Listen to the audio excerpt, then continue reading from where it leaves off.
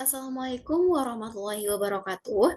Perkenalkan, nama saya Fitri Lailani Desmonda dari jurusan Tadis Matematika, Fakultas Ilmu Tarbiyah dan Keguruan, UIN Siber Syekh Nurjati Cirebon, dengan NIM 228105029. Di sini saya akan mempresentasikan hasil kinerja saya tentang sistem persamaan linear satu variabel.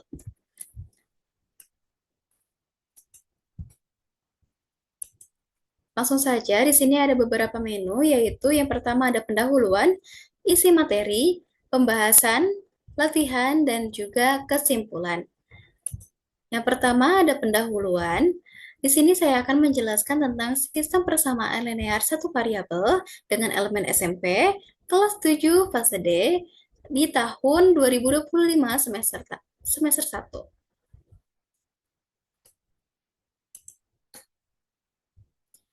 Isi materinya ada 4, yaitu yang pertama itu pengenalan SPLSV, yang kedua sifat-sifat SPLSV, yang ketiga ada penyelesaian SPLSV, dan yang keempat pemodelan masalah SPLSV dalam kehidupan sehari-hari. Untuk pembahasannya, seperti yang sudah disebutkan di isi materi, mari kita buka langsung previewnya. Contoh yang pertama yaitu ada pengenalan SPLSV. Oke, baik. Pengenalan SPLSV adalah konsep dalam matematika yang melibatkan satu atau lebih persamaan linear dengan hanya satu variabel. Bentuk umum persamaan linear satu variabel adalah AX ditambah B sama dengan 0, di mana A dan B adalah konstanta dan X-nya itu adalah variabelnya. Dan SPLSV tujuan utamanya adalah menemukan nilai variabel yang memenuhi semua persamaan dalam sistem tersebut. Baik, di sini ada sifat-sifat SPLSV. Yang pertama itu penjumlahan dan juga pengurangan. Di sini sudah tertera rumus-rumusnya. Yang kedua ada perkalian dan juga pembagian dengan bilangan positif. Lalu yang selanjutnya itu ada perkalian dan juga pembagian dengan bilangan negatif. Oke, baik. Yang ketiga ada penyelesaian SPLSV. Di sini jika 2x ditambah 3 kurang dari sama dengan 7, maka 2x kurang dari sama dengan 4 dengan mengurangi 3 dari kedua ruasnya.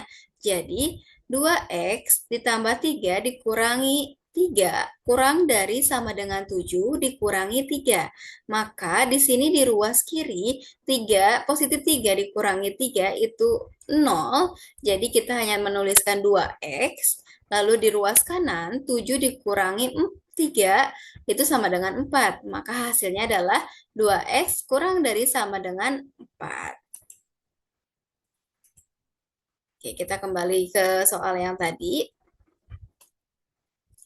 Nah, di sini yang kedua, jika 2x kurang dari sama dengan 4 yang tadi, maka x kurang dari sama dengan 2. Kenapa? Karena dengan membagi kedua ruasnya dengan 2. Jadi 2x dibagi 2 kurang dari sama dengan 4. 4 dibagi 2. 2x dibagi 2 itu sama dengan x. Ini hasilnya kurang dari sama dengan 4 dibagi 2 adalah 2. Begitu ya.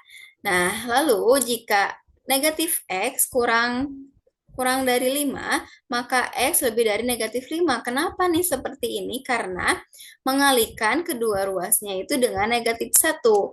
Kenapa dikalikan dengan negatif 1? Karena jika ada tanda negatif di salah satu variabel, di variabelnya, karena di sini variabelnya tidak boleh negatif, maka kita bisa mengalihkan kedua ruasnya dengan negatif 1 agar tandanya itu berubah gitu. Begitu ya, teman-teman. Lalu yang keempat, di sini ada eh, contoh untuk kehidupan sehari-hari, yaitu pemodelan masalah SPLSV dalam kehidupan sehari-hari. Oke, di sini mungkin yang pertama terlebih dahulu ya. Apa sih pemodelan masalah SPLSV? dalam kehidupan sehari-hari itu melibatkan penerjemah masalah nyata ke dalam bentuk persamaan matematika dengan satu variabel. Nah, PLSV digunakan untuk menyelesaikan berbagai permasalahan seperti menentukan usia seseorang, membagi waktu, menghitung jumlah uang, dan juga memprediksi hasil penjualan. Contoh penerapan dari PLSP yang pertama tadi apa? Menentukan usia seseorang. Nah, di sini contohnya, jika diketahui bahwa usia seorang anak 10 tahun lebih muda dari ayahnya, ya, tadi lebih muda dari ayahnya, dan usia ayahnya itu adalah 40 tahun, maka usia anak dapat dihitung dengan PLSV. Bagaimana caranya? Misalkan usia anak sama dengan X, maka usia ayah sama dengan X ditambah 10. Dan diketahui X tambah 10 sama dengan 40. Maka dengan menyelesaikan permasalahan ini diperoleh X sama dengan 30. Kenapa? Karena dipindah ruaskan ya teman-teman. Jadi usia anak adalah 30 tahun. Oke. Langsung saja ke contoh kedua, yaitu memperkirakan jumlah barang. Jika diketahui harga sebuah pensil adalah Rp2.000 dan seseorang memiliki uang Rp10.000, maka jumlah pensil yang dapat dibeli dapat dihitung dengan PLSV. Misalkan jumlah pensil sama dengan X, maka 2000X sama dengan 10.000. Dengan menyelesaikan persamaan ini diperoleh X sama dengan 5, jadi dapat membeli 5 ya, 5 pensil.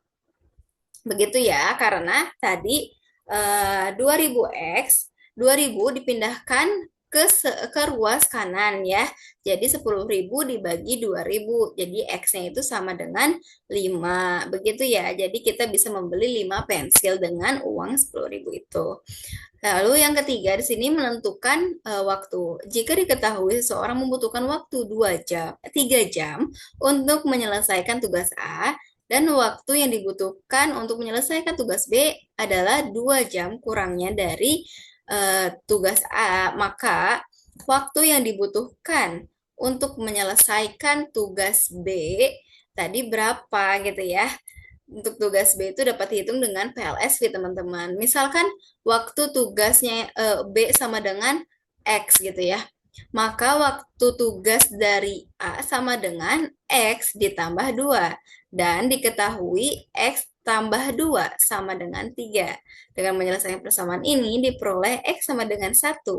Jadi waktu yang dibutuhkan untuk mengerjakan tugas B adalah 1 jam. Begitu ya teman-teman, dapat dipahami. Oke, kita lanjut ke contoh soal atau latihan soal. Bagi teman-teman silahkan dikerjakan. Di sini sudah tertera soal-soalnya. Lalu di sini saya akan menyimpulkan dari materi kali ini, yaitu sistem persamaan linear satu variabel merupakan konsep dasar dalam aljabar yang sangat penting untuk dikuasai oleh peserta didik karena menjadi pondasi dalam memahami permasalahan matematika yang lebih kompleks.